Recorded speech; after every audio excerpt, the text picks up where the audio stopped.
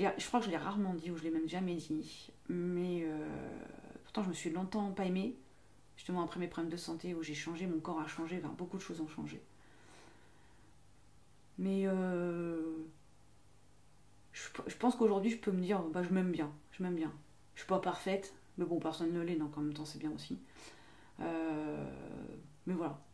Bah, je m'aime bien, avec mes défauts, mes qualités, mon bourrelet, mais qui rappelle des choses, la cicatrice qui te rappelle autre chose.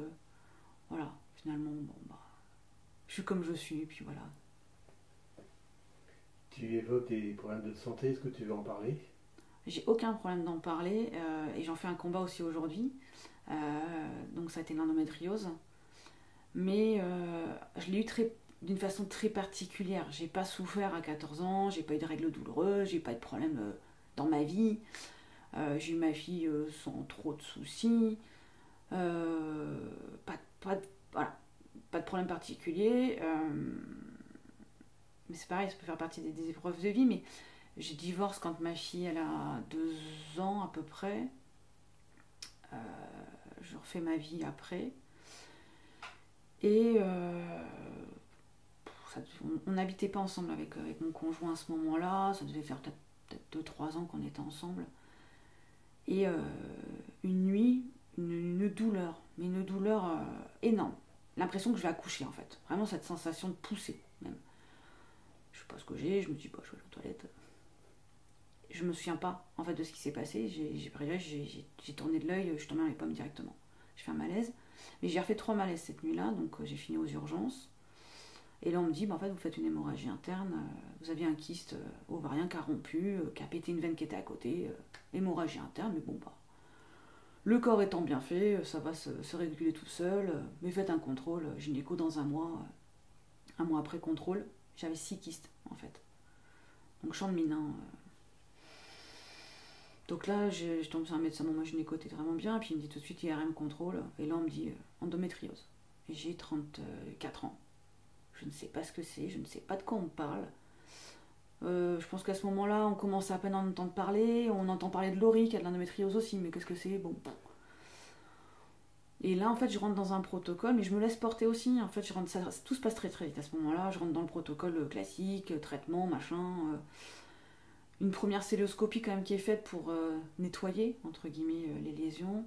Mais je sais même pas, en fait, de quoi on me parle. C'est qu'à ce moment-là, je n'ai toujours pas vu une seule fois. On m'a jamais montré une photo, une écho, euh, une, une, une affiche qui montrerait ce que j'ai, en fait. Je ne sais pas de quoi on me parle. À part qu'on me dit endométriose. Moi, dans ma tête, j'imagine des petites tumeurs ou j'imagine des petits bouts de trucs. Je ne comprends pas ce que j'ai. Mais je ne pose pas de questions. En fait, on me dit, bah, il y a un protocole, moi je fais confiance. J'y vais. Première célioscopie, là on me dit, bah, en fait, il y en a, vos ovaires, il y en a plein, et puis il y en a sûrement ailleurs, mais on peut pas tout aller voir et tout. Bon, ok. Et en fait, je souffre. Je souffre énormément et je me retrouve à 34 ans avec ma fille qui doit avoir 4-5 ans à ce moment-là. Je ne peux pas jouer avec elle. Je travaille, donc pour vivre, je suis à peu près à 4-5 antidouleurs très forts par jour. Je prends la voiture, je conduis, je m'occupe de ma fille, comme si de rien n'était. Je ne me plains quasiment jamais. Au travail, j'ai quand même mon équipe qui est super et qui accepte que j'ai un lit de camp dans une des pièces de repos pour pouvoir me reposer de temps en temps. Ça m'arrive quand même de me retrouver bloquée sur mon bureau, enfin ma chaise, d'appeler mon directeur pour qu'il m'aide à me lever, tellement j'ai mal, je ne peux plus bouger. Donc il faut qu'on me lève de ma chaise, il faut qu'on m'aide à me déplier. Je ne peux plus faire des rendez-vous de plus d'1 heure d'affilée, je ne peux pas rester assise plus d'1 heure. Mais bon, voilà, ma vie continue, tant bien que mal. Euh, on me propose et on me fait un shoot d'hormones énorme d'une ménopause artificielle. Là, je ne souffre plus, mais j'ai 70 ans dans mon corps. C'est-à-dire que là, je prends un shoot en 1 semaine chrono, je suis ménopausée à 35 ans. Mais j'ai pas 35 ans, j'ai 70 ans. C'est-à-dire que je dors plus, j'ai bu bouffées de chaleur en permanence, des sauts d'humeur, je prends 15 kilos en 2 mois. Parce qu'en fait, du coup, vous avez un shoot d'hormones plus la pilule pour contrecarrer le shoot d'hormones. Ça c'est-à-dire que là, j'ai faim tout le temps. Je n'ai jamais connu ça. Je me lève, j'ai faim, je me couche, j'ai faim. Je ne mange pas, enfin, je mange pas. Je mange un peu, mais je suis obligée de me contrôler, de boire des litres d'eau pour pas trop manger. Je prends 15 kilos, on me félicite. en pensant que je suis enceinte, alors qu'en fait pas du tout. Très compliqué comme période. Et puis on ne connaît pas trop cette maladie, donc c'est un peu particulier aussi. Et à ce moment-là, on me dit, en fait, vous n'avez pas trop de choix. Parce que donc la ménopause marche bien, j'ai plus de douleur. Donc là, on me dit, en fait, c'est que votre utérus est mort, enfin, est plein, pourri. Il y a 3 solutions après la ménopause. C'est soit refaire une ménopause artificielle, mais on ne peut pas faire plus qu'1 an, je crois, de ménopause artificielle. Je ne suis pas hyper emballée. Je me dis déjà 15 kilos en 2 mois, si ça fait 1 an, je vais finir, je vais rouler. Là, je me supporte plus, je ne m'aime plus, je me regarde plus, je passe d'une taille 38 à une taille 42, enfin, je change ma garde-robe, enfin, c'est l'horreur. Et on me dit après, sinon vous tentez de faire un enfant, mais il faut que ça marche, vous allez souffrir, vous allez, enfin bon, bref, super. Et 3e solution, l'opération, donc enlever l'utérus. Et j'ai 35 ans. Et là, vous passez quelques soirées quand même à vous dire qu'est-ce que je fais. J'enlève pas, je vis plus, je tente pas, enfin, puis avec mon conjoint on vit pas ensemble à ce moment-là, enfin, c'est très très compliqué.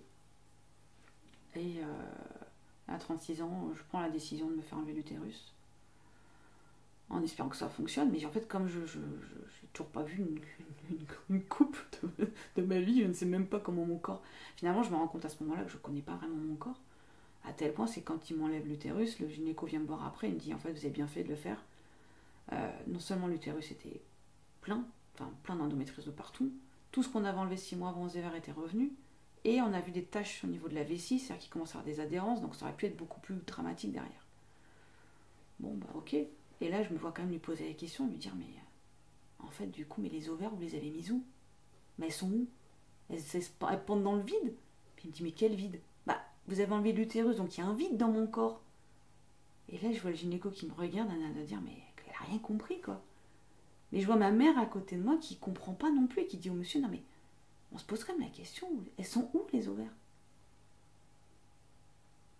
Et là, je prends une première claque quand même et je me dis, bizarre bizarre, je suis une femme, je connais pas mon corps, quoi. Et donc après, il y a pas mal de changements justement à ce niveau-là, de réappropriation de mon corps, de moi, de ma vie. Puis je me dis, maintenant que tu n'as plus d'utérus, tu sais que tu n'auras plus d'enfants, il faut que ça te serve, quoi. Il faut que ça soit que tu n'aies pas fait ça pour rien. Donc après, croque la vie, quoi. Croque la vie, et puis changement de vie. Pose-toi les bonnes questions. Est-ce que c'était pas un coup du sort aussi, qu'il fallait pas que tu aies un autre enfant pour pouvoir peut-être vivre une autre vie avec ton conjoint qui lui en a déjà aussi? Peut-être qu'il fallait pas que vous en ayez un pour pouvoir vivre cette vie de couple, mais qu'est-ce que tu vas en faire de cette vie de couple? Moi je me suis dit, il faut pas que j'en ai bavé pour rien, quoi. Il faut pas que j'ai vécu ça pour rien. Et aujourd'hui, je suis engagée auprès d'Endozen sur Montpellier, justement auprès des femmes qui souffrent d'endométriose, pour leur montrer qu'il y a une vie. Donc moi je les accompagne en tant que sexothérapeute, justement pour renouer avec une sexualité, quelle qu'elle soit, mais voilà, on va pas faire la triple peine, quoi. Tu vas pas souffrir, pas jouir, et en plus culpabiliser de pas faire jouir l'autre non plus. Donc ça c'est mon credo, quoi. On a le droit d'en baver, mais pas pour rien, quoi. Donc